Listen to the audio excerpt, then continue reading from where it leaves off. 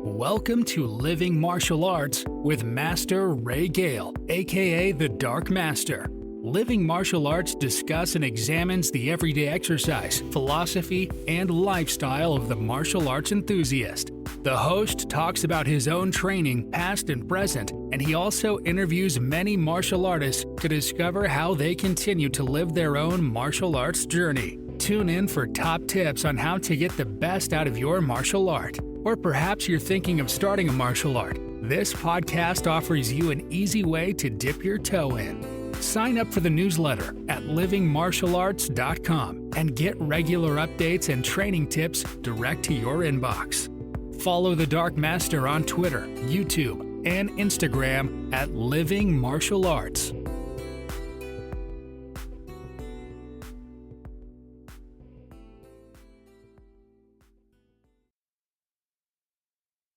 Hi, hello to everyone, and welcome to the Living Martial Arts podcast with me, the Dark Master. I've got a guest which we've been trying to coordinate our calendars for a long time, but I'm so pleased that we've managed to do that. I've got this is Lucy Wolfe on the line, and first of all, how are you? How are you, Lucy? Yeah, good, thank you. It is nice to finally get together and have a chat.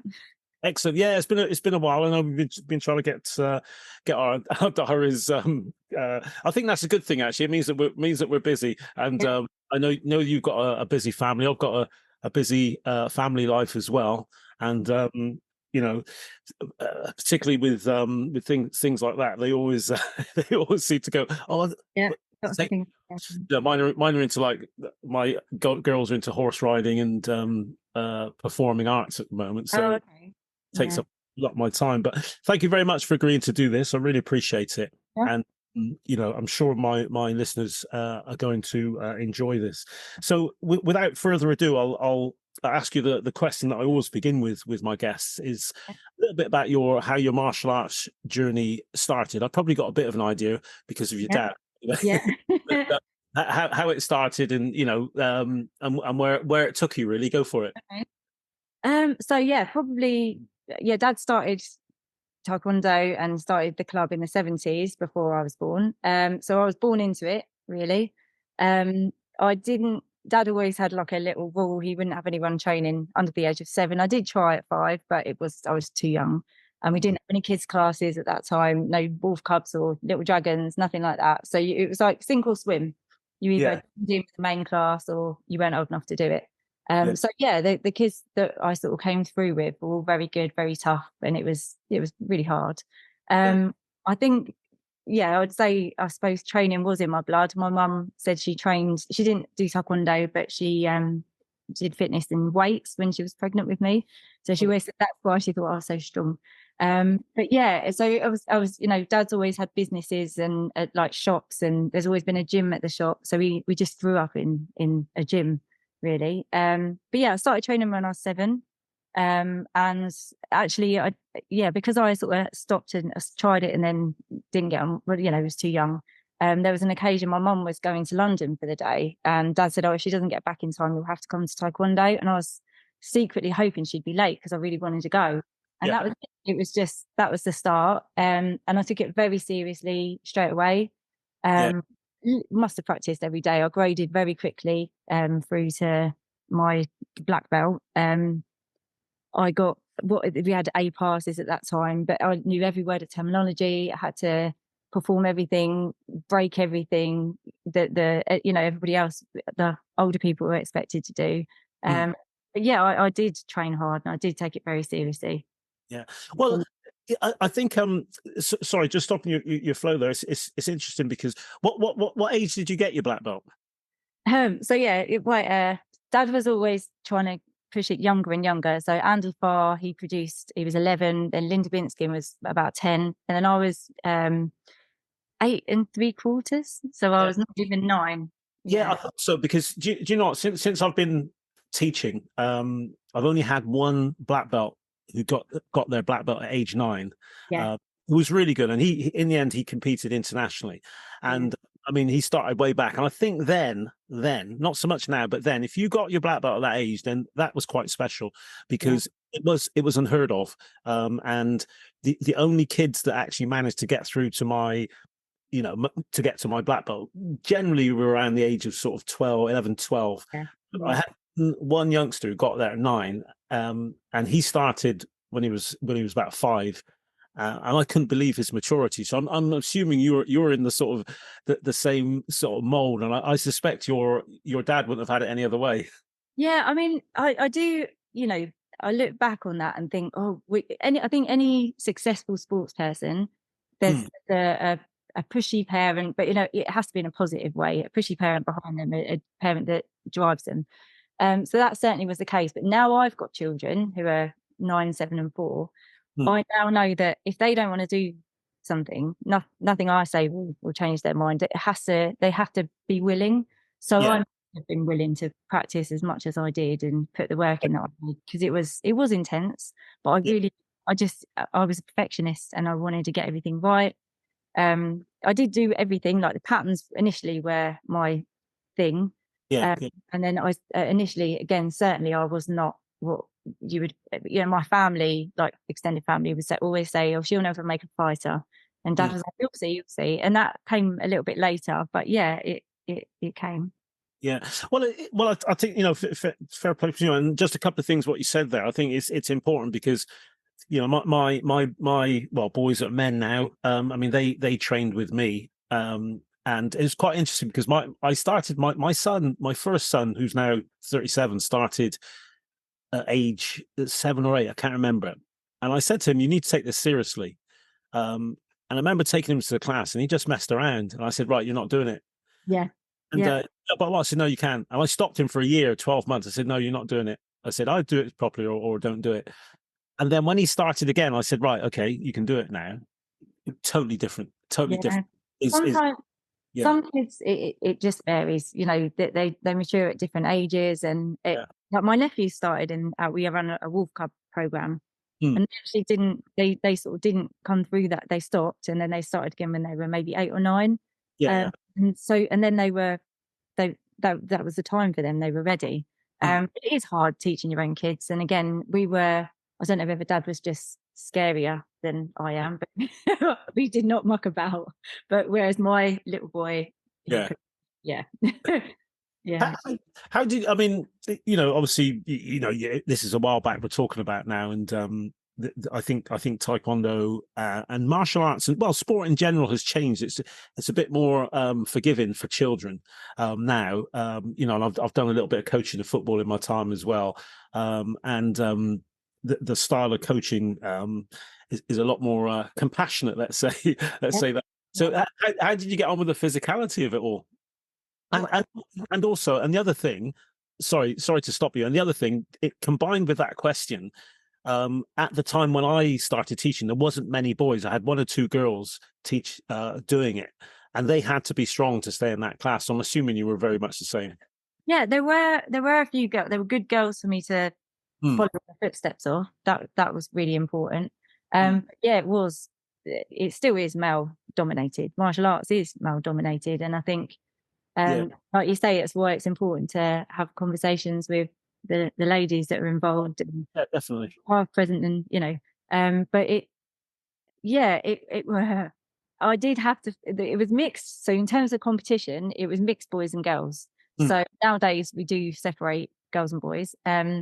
But yeah, I was in with the boys, and especially when I started to get to a stage in the fighting where I was doing better and winning, they did not like it. So you were a target in the club. I was a target in the competitions. I was a target, and yeah, really tough. And we have conversations like this with parents now, and I talk to them about my upbringing in the club.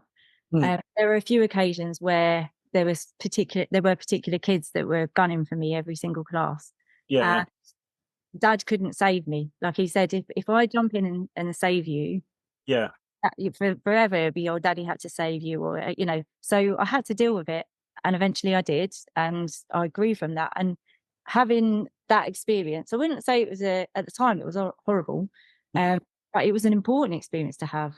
Apart from helping me grow as a martial artist, as an instructor now, I won't ever let any of the kids go through that. Not just my children, any of the kids. Yeah. Like Yeah. I know what that it's essentially bullying, and I did deal with it, and I'm glad I dealt with it. But it wasn't a nice experience, but it made me stronger. Yeah, definitely. I think it probably, well, obviously did. I mean, I've seen you. I have to be honest. I haven't seen you. I've seen you fight a few times.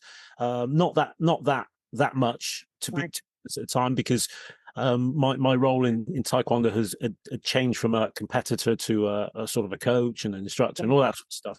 But I did, and I have watched a couple of your fights, and that's what came across to me. And I don't know whether you had that in your mindset when you trained, but you were very tough. You were a very strong fighter. I never saw you, even though you got hit hard, you never shied away from it, and you were always Yeah.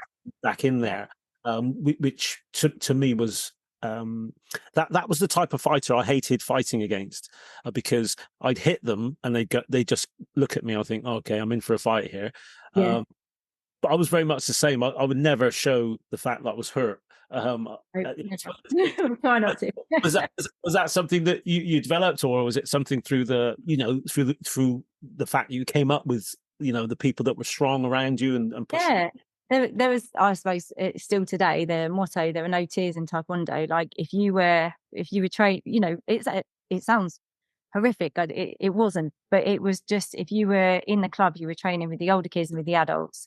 And it was like, yeah, like I suppose sink or swim. Like I say, you had to, if you cried, then just go and sit down. No, there was not really any sympathy. And again, a lot of, it sounds awful, but a lot of kids could go home and sort of cry to their parents, but I didn't. Dad was like, well, it's tough, and then mum was like, well, if you want to do it, that's it. So yeah, there's nobody to cry to. So yeah. And I think that was as part of building that sort of mental toughness. Yeah.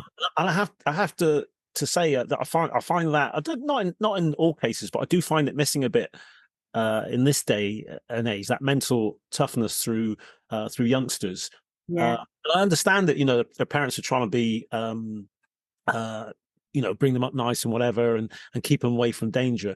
But sometimes, I mean, a good one is, I remember my eldest son was a really good rugby player, and he played tight head prop.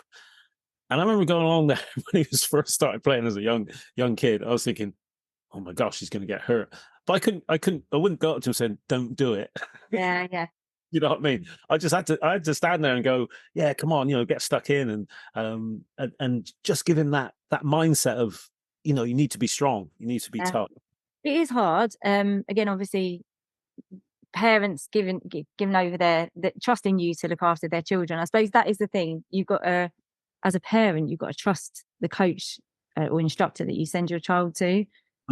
And if you are choosing to send them there, you have to trust the process and trust their advice. Sometimes you can try and protect too much, and unfortunately, in the world, there are going to be things that you're going to lose. There are going to be disappointments, and I think in a very controlled way, martial arts helps prepare you for that. Competition helps prepare you for that. And if you never win or lose, then you don't ever get that feeling of disappointment. And if you get that feeling of disappointment, you either quit or you think, right, I don't like that feeling. What can I do to change it next time? And then you improve. If you quit, you're never gonna get to that next level. So. Yeah, definitely. So do you have and again, I'm hoping that the young girls and ladies, and also the men listening to this as well, because I think martial arts has changed, and there's some some really good female competitors out there, and you were definitely one of those. What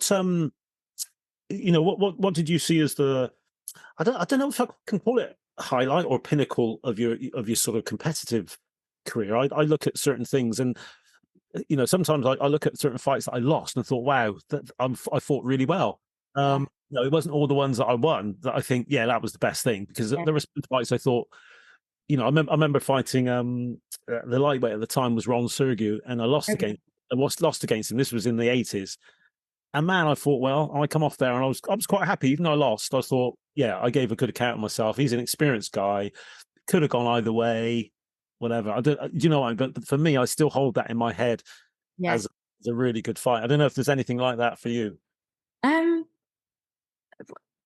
so yeah, not all, not obviously winning world championships. I've won 3-time ITF pattern world championships. Yeah, Even my first world championships, 2001, I lost to the gold medalist. So I got a bronze in my first world championships. And that was like, to me, that was so amazing. That not that I believed that I could win the gold, but for your first one and to be up against that caliber of competitor, yeah, I yeah. felt very proud of that. My very first medal was a silver. I was a yellow belt, and in the patterns they basically bundled the yellow belts with the higher grade color belts. Mm. So then I was against all the really top competitors that were higher grades than me. So for me to get a silver, I felt that was a massive achievement.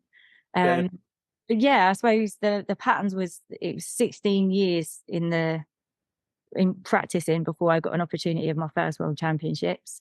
yeah. And that was, I mean, Moon Moo was my favorite pattern. And I did that when I did my first world championships. So Dad had actually made notes. I'd done that over 5,000 times. And Wow. it was things like that not a gold medal, but the achievement of doing something that many times with breaking in preparation for gradings. I'd do, so you Yeah, do leg, left leg, and then hand technique. And I do that 10 times consecutively. And then if I'd failed, I'd start. So it's kind of building the pressure of the reality of a grading or competition. yeah, Um, yeah. the fighting, again, it's something that didn't necessarily come naturally to me, but it's something I've tried to improve at. In 2006, we started doing more kickboxing tournaments. So within that, you've got the light continuous and the point scoring. Mm. And so, yeah, I things like I did within 3 months, I did an ITF World Championships, WKA World Championships, and the WACO World Championships, and medaled in all of them. Oh, Things wow. like, yeah, and that was really tough. Yeah. That was to me, an amazing achievement. Just even being selected to be in those 3 World Championships. Yeah, Um, no, definitely. I think it's like I say, it doesn't surprise me. I want my it doesn't surprise me because I know you and I know your your mindset and how you approach things. From the time that I have known you and spoken to you and so on. So none of that really surprises me. But the other question that I want to ask is, I mean, recently I did a podcast series on the competitive mindset, yeah, and my mindset and the way that I try to build my mindset, which sounds a bit strange at times, but I used to do exercise at strange times in the morning, like 1 o'clock in the morning. right, So I knew my competitors weren't doing this. I used to go out running, or I felt they weren't doing it, or I'd run at the time when I was working in the early 80s. I'd run to work, skipping my lunchtime, run home, then go training and stuff like that, because I just felt that was really building my mindset. But was there anything that you felt in yourself that a way that you'd look at? I'd also focus on my opponents, the ones when I got to the stage where I was doing quite well, I knew who I was going to fight. So I used to focus on them while I was running and thinking, right, no, you're not doing this. So I don't know. It's a bit of a long question, but go for it. I suppose like doing things like hill sprints, I'd imagine whoever I believed was being my division, which is usually the same crop Yeah, of people depending on which tournament you're at. I'd imagine we were sort of racing against each other, and I had to visualizing your opponent, but visualizing the tournament, visualizing being there, going through that process was something I tried to do. Also visualizing it not going right, and yeah. then feeling of, oh, I wish I'd done X, Y, or Z. And then Mhm. you almost go back in time and go, right, now I have got that opportunity to rectify those mistakes. Almost thinking through what could go wrong, and then how could I prevent that from happening. Yeah, yeah, yeah, But yeah, yeah, generally practicing more than I believed anybody else could, just yeah, doing, yeah, yeah. putting in the work, really.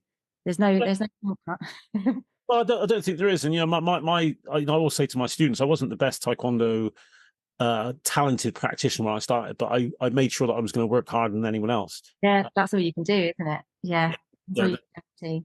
Exactly. So, just to finish off on the competitive sort of thing, and I know that obviously you've got young children and you're teaching. Are you still competing? Have you got any designs to compete again? So, in terms of competition, I last competed in what would have been 20. I don't even know what year it is, 2012, Right. and then I basically it was the decision then if I was going to have children that Mm. needed to take a priority. Yeah. So yeah, I had three children. I have three children: Raya, Jackson, and Axel. They're 9, 7, and 4. Mm. I had to have cesareans, which was tough. And each after Raya, I did train again and spar. After Mm. Jackson, the same. But my tummy was never quite. I always felt like I couldn't get hit. Yeah. Uh, Yeah. it transpired that I've recently, basically, in a few weeks, I've got to have an operation Mm. to correct it. But I had something called a diastasis recti. So yeah, although I really worked hard to try and improve that, it was never going to happen. But yeah, in terms of competition, I think if I'd had one child, maybe two, maybe I could have gone back to it. But it's really, I feel like I competed for a very long time and I achieved well in that time at Yeah. every aspect. Mm. Obviously there's always more that you Mm. feel like you do, but I feel like I've done well. But not just the fact of having children, but when we go to tournaments, I feel like when you compete, you have to be selfish. You have to go through your process, have your space, your time. And now we've got the responsibility of the club and or students. I couldn't. My husband, Jermaine Hemming, says we both say about this. You have to be selfish. So you can't have students that are relying on you to coach them and then say, sorry, I'm competing now. So Yeah. we feel like we've had our time and now it's time to give to the next generation and bring them through. Yeah, it is tough. I mean, I mean, I had kids quite young myself, and the reason I gave up competition at the time that I did was to spend more time with my children Yeah. because my eldest at the time was 5, and I was off to squad training every weekend, and I just felt guilty about it. And then we had just had another child, so I had two actually at the time. Yeah. Youngest, was just a baby, and I thought, well, I need to make a decision now, really. Otherwise, in a few years' time, they're going to go, "Who's that?" Yeah, yeah. It's That's like same as working, isn't it? There has to be a balance. Fortunately, the kids do come away with us. Even, Mm. when Raya was like 5 months old, we took her to China and we were coaching out there, and they've always come along. The littlest one hasn't ever been away because of lockdown, but the other two just came everywhere with us. So, yeah, they were always involved and they grew up in that environment as well. So we've managed to strike a nice balance. But yeah, in terms of competition, it's just with having children physically as well. It's very tough to come back to a competitive level. I'm not saying it's impossible, but to come back to the level that I'd want to get back to, I Yeah. feel like it's going to get harder as you get older as well. Yeah, definitely. So, no. Well done to you on that. So, what about your teaching? Obviously, you teach, on I'm assuming you teach on a regular basis. Yeah. And obviously you enjoy that. What do you try and I mean, you've probably told us, but in what you said, but what do you try and instill in the kids? And the reason I ask that is because I sort of try and my teaching methods have changed. I teach them taekwondo, but I try and give them a little bit more about life as well, and about how they should live their life, rightly or wrongly, and about don't watch too much television, get off your phones, and Yeah. things like that. Regardless of whether you keep doing taekwondo, try and do some regular exercise, try and eat well, don't drink too much and all stuff like that. So I can see, so when I'm talking to them, I can see some of the kids going, "Oh no, he's off again." But I just wondered what sort of things you get across to them. Yeah. So it's a privilege. Adults as well, by the way. Sorry. Yeah. I say, yeah. I mean, I think with teaching, I think the best way to teach is how would you teach a child? Because if you could teach a 5-year-old that, anyone would understand it. So there's that as well. Just lifestyle, yes, eating well. I'm an osteopath, so I try and involve anatomy in teaching. Yeah. Because again, kids, just having that basic understanding of what muscles do what and how their body works, what's good, what's bad, what you put in it, and that is really important. I've forgotten the question now. It was about teaching and about the stuff that you can instill in students, kids or adults, or other than the obvious taekwondo stuff, really. Yeah. I think one of my biggest things, because it's something I struggle with, is nerves in competition. Like, I'm not ashamed to say that, because I think everyone has nerves, but I don't know if I ever really got over being nervous for tournaments. But when I now look back at the end of my competitive career, I do wish I'd enjoyed it more. So that's definitely something to the little ones, and probably more importantly, the older, high level competitors, kids and adults, is about how important it is to enjoy it, enjoy the competition, enjoy the process, enjoy the experience, going away together. Not, and if you don't win, not care about that, but use that and help you improve. For me, them enjoying this and not looking back and thinking, I won, but did I enjoy it? I feel that, to me, is really important. Yeah, definitely. No, I would agree, and I think that regardless of win or lose, if you can have that mentality, you're going to stick with it and you're going to stay in there. I think that's the thing. Winning, if you work hard and keep trying to improve, a consequence of that, keep working at doing that, is eventually going to be success. You're going to win every single time, but you're going to keep heading in the right direction. Yeah, definitely. So, obviously, this is all part of your martial arts journey, and talk about the teaching. Any sort of things for the future that you want to do? I'm assuming at the moment, you and your dad sort of teach together in the same school. Is there any? And I'd love to talk to your dad, by the way. So. We're trying to arrange it. I'm just thinking, if he's going to go, right, that's it now, you got to do it all, or is he going to keep going? Yeah, so we had, obviously, the lockdown. Before the lockdown, my mum was unwell, and unfortunately she did pass away. So Dad kind of took a step back, but he was caring for her, and then the lockdown happened, and then myself and Jermaine do run the classes. I did feel it's important for Dad to come and do, like, the beasting sessions, as we call it, the higher grade sessions, and so he does still do that. More when tournaments are coming up, he does all the gradings as well, because I feel I want people to see him, and it's Master Wolf's Academies, and he's the founder of our club and what we do. But I suppose he has passed the torch over, but I'm trying to keep him involved. Yeah, keep him going. Well, no, I think people always ask me, so, when are you going to start? I said, well, probably when they knock the nails in. That's what I'm going to say. I think that's the thing. If you, it really is in you. It's like I say, I was born into it, and it's when people say to me, "Are you still doing it?" I always think it's a bit of a funny question. I'm like, yeah, I agree. Yeah. I mean, like, when I was pregnant, I was literally right the way through up to the day before I was due to have the kids. I was in the club, and I was bored otherwise. I didn't, especially for the first one. But it's just, it's what you do. You're just involved. When they were little, I'd take them and they'd be in the little baby seat while I was teaching, and it's that cycle continues where they're growing up in that environment. Yeah, definitely. Well, in your, I could say your competitive career or your taekwondo career, whatever, it's same thing. You've traveled a lot as well, because we actually traveled to Ghana.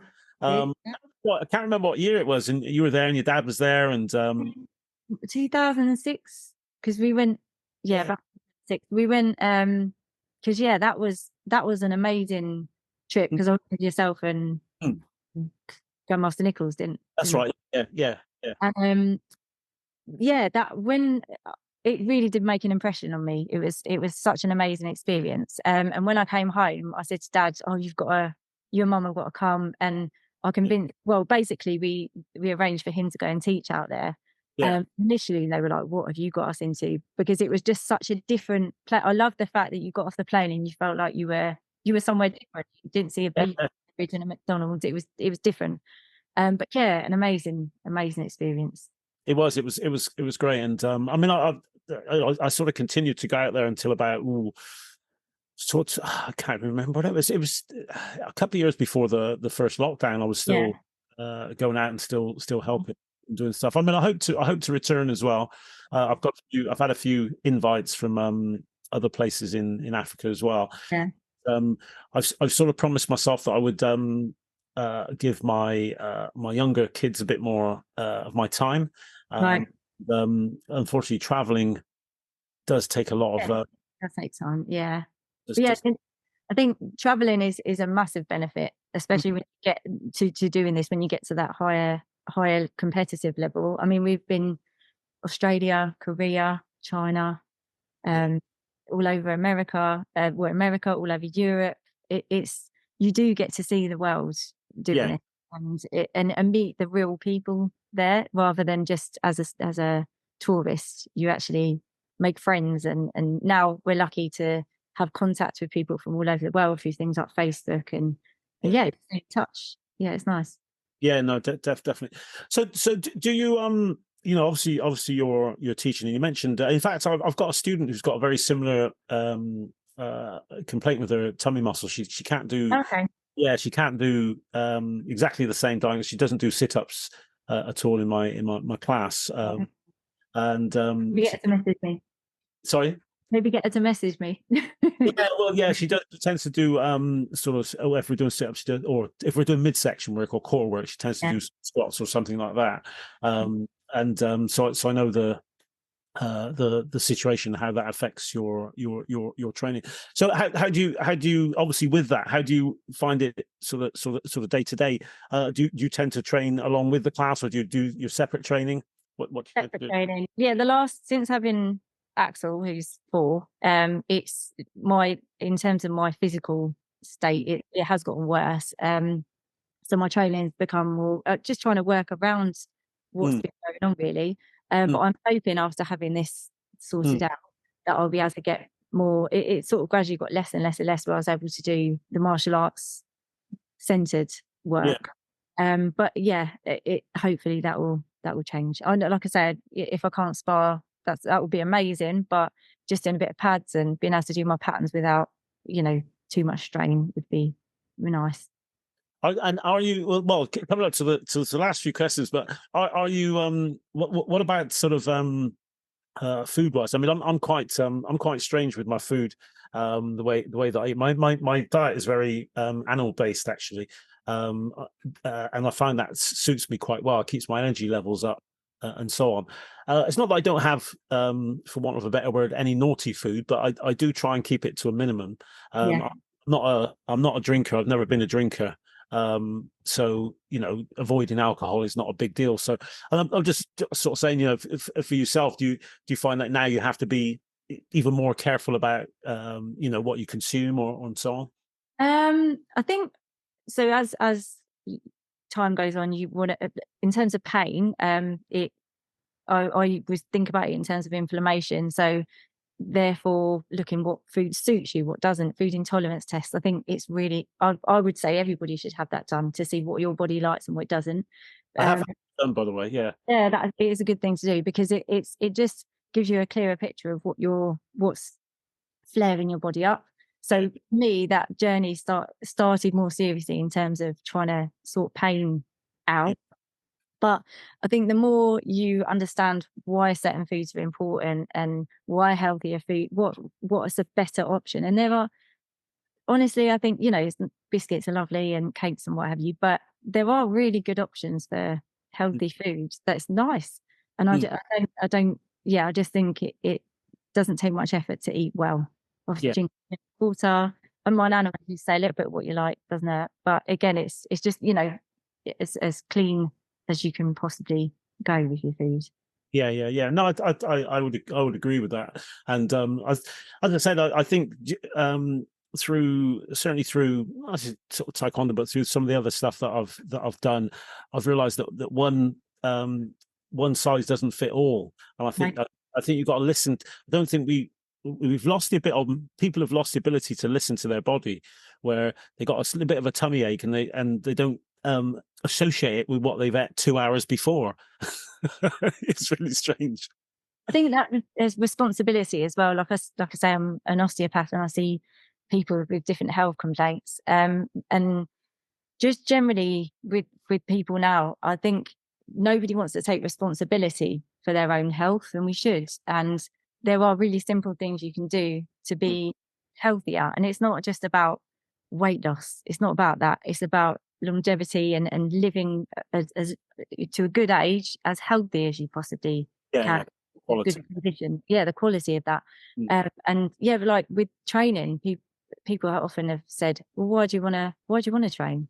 I don't know anything else. That's just what you do. I didn't know there's another option. You know, it's important, and it's good physically, it's good, but mentally it's important to, like I say, whatever that looks like. It might not necessarily be martial arts. I only ever did martial arts. That was it. I did dancing, but for whatever reason, I wasn't able to continue. But our kids do other sports, because I do want them to be exposed to other things. They do dance, gymnastics, parkour, like the music.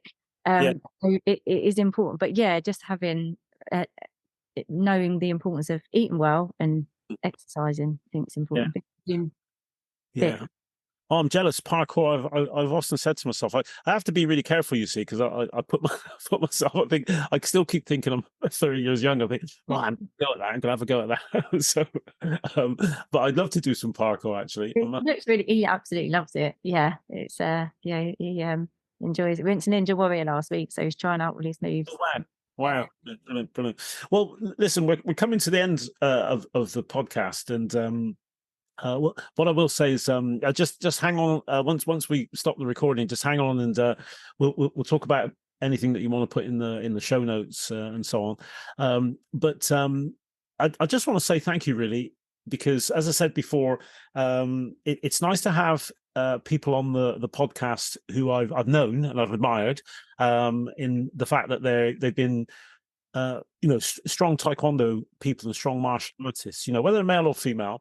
I think it's good that I'm trying to get more females on this podcast. So I think it's important. Now that taekwondo, as you say, it's still very male dominated, but we've got more and more ladies taking part in taekwondo. I think that's important. And it's also important to have ladies that have lived it and done it. And in a time where I have to say it was probably more difficult. I had strong role models to follow. One of them was my dad's sister, Lisa, my auntie, and she got her black belt at about 16, and she was one of dad's first in a team world champions, and she actually competed in the seniors even though she was still a junior. So we had the Binskin girls. We had there were a lot of people. I was fortunate to have them follow. But yeah, so it was very. Dad always he found it was important to push the girls, maybe because he had two daughters and his sister, but yeah, definitely. And also I mean, the reason I say that is because I remember doing in the early days of the BTC tournaments. I remember facing one of Master Wolf's students, and I remember thinking to myself, yeah, this is going to be tough, because I knew his students were going to be tough. Remember it was. I don't remember. I tell you what, it was over 2 rounds. I remember it really well, because the first round he battered me. He was a really good kicker, fair hair, lightweight, and I think I've got a picture somewhere. Oh, okay, yeah. To find of that tournament, and it was in the first round. He was doing an axe kick on me, and I remember I came off on that round, and Dave Oliver said, "Don't try and out kick him, because you're not going to out kick him." You're a very good kicker. I'm sure I've got a picture of you at the club doing a jump back kick, or I consider sort of a threat. But I tell you what, he said, right, just use your hands, and I literally came out, and I absolutely my hands just did the trick, and I won the fight. I remember going up to after, said, "Yeah, nice one, well done," because it was one of those ones I thought actually could have gone either way. Right. but he definitely had the first round, and the second round, I just came out and just thought, right, I said, I'm not going to kid, I'm going to just. But my point was I always knew that when I faced one of Master Wolf's students, I was going to be in for a tough fight, Yeah. and whoever it was wasn't going to go down. So I was ready for that. But and that's why I know that you know, you could hold your own, because you know, I would imagine the school was quite a tough school to be in. Well, Dad used to take us to squad sessions. He used to make a point of taking his juniors, and we used to have to. We'd like take the lead for what the adults should be doing. There was one occasion he took 3 fighters, Dave Ryan, Alan Liu, and Tony Puma, to a tournament. Oh yeah. They used to come down for training sessions, and it was just normal Tuesday, Thursday evening sessions. And they thought we were putting on special sessions to accommodate them. Well, Alan, I remember, mentioned it. He thought like we'd made it harder because of that, and it was like just a standard. That's what we do. And he said that, you know, people can say, oh, they're only good because of this, they're only good because of that. But he said, you're good because you will train hard. And that was really nice to hear. But people, you know, if they don't see it happen, they can make excuses why someone is better or someone does well. But when it comes down to it, they probably work really hard. Yeah, definitely. Definitely. No, but thank you very so much. I want to, you know, hopefully we can catch up again in the future, not just on Zoom, maybe in person. I'd say I've taken myself a little bit away from the Taekwondo world, but you know, I'm sure I'll be around and about. But and excuse me, I'd also love to chat to your to Master Wolf, and you know, get his takes on Taekwondo of past and present, and because I'm sure we have to arrange that. I'm sure he's got some really good things to say. So yeah, thank you very, very well. No, I know he's not afraid to come forwards on it as well. So, once you get him talking, he'll have some stories. It's hard when we come away from this. I'll probably think, oh, I should have said this, should have said that, because there are so many things you could talk about. And yeah, definitely, like with you know, for example, things that people wouldn't necessarily know, like first Grandmaster E used to come down to do gradings. And I remember this as a little kid. He used to stay at our nan's house. She had like a guest house. Even when you say like the beginning of my martial arts journey, I don't know if you've ever seen a picture of him holding a baby. I have, by the feet. He did that with me. Well, we didn't have a picture at the time, but then he presented me with my first medal at World Championships, and things like that are the pinnacle. Well, fights that I won, that, you know, against big heavyweight kickboxing girls that were like amazing fights, but things like that are the things that people wouldn't know about, I suppose. Well, that's good. But my other thing that I was going to say was, apart from thank you, was that I'd love to do this again, and we could talk about some other stuff as well. So that'd be really nice. Because I'll say to my guests, look, you know, I'd love to speak to you, you know, again on this. We can talk about other topics and martial arts, and you know, some of those things that you've mentioned. But no, thanks very much. You know, I'd say one of with the females in martial arts, it's the fact that I'm quite small as well.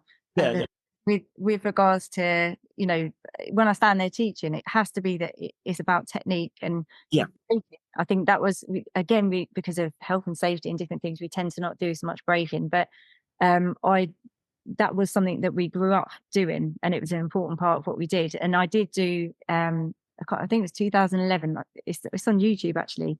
It's called a Terminator test, and they measured pound for pound. Oh yeah. With 5 different techniques. And I won the ladies one, and then they did an overall, and the guy who won was like a 7-foot German giant. My brother-in-law came second, and I came. So like you know, when people say, oh, you have to be big, or you don't. And I think that's why, you know, smaller ladies are a good example.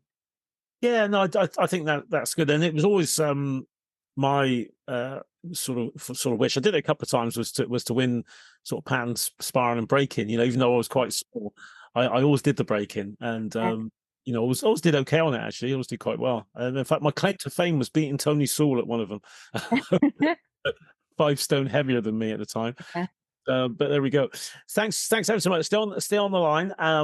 Thank I you. just want to say thank you very much to the Living Martial Arts podcast fans. I hope you've enjoyed this podcast as much as I have. It's been great talking to Lucy Wolf. And as I said, we'll put some stuff in the show notes. I can guarantee that, you know, if you go and train with Lucy, you'll get the real deal Taekwondo, and also with her dad, which we hope to speak to at some time, Master Wolf. Okay. Thank you very Thank much. you. Really appreciate it. Thank you.